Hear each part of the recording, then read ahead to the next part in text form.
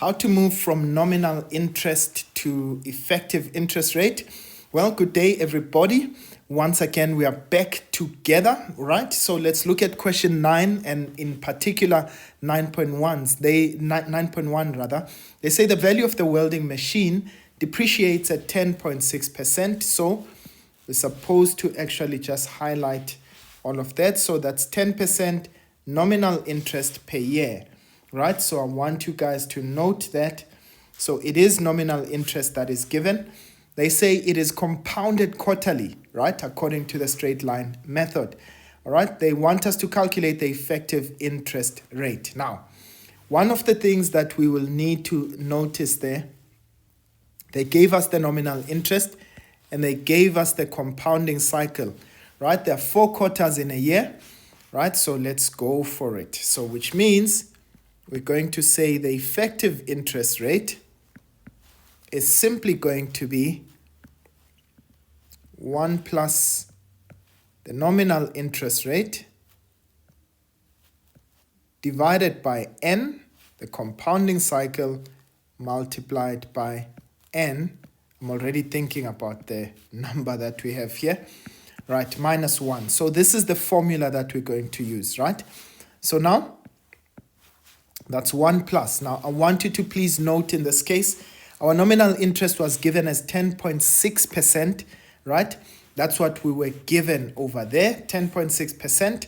So remember that we need to express it in this case in, it's expressed in percentage terms, right? We need to give the actual rate. In this case, we divide by 100. So 10.6 divided by 100 gives us 0.106 divided by 4. Okay, the compounding cycle, they said it's quarterly. And this is raised to the exponent 4, and that's minus 1. Now let's find out what the effective interest rate is. So we're going to say 1 plus 0.106 divided by 4. And that is raised to the exponent of 4.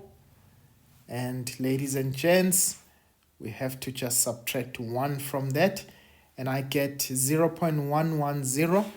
And in that case, remember 0.110, if I multiply that by 100, okay, multiply the value by 100, that gives us 11.03%.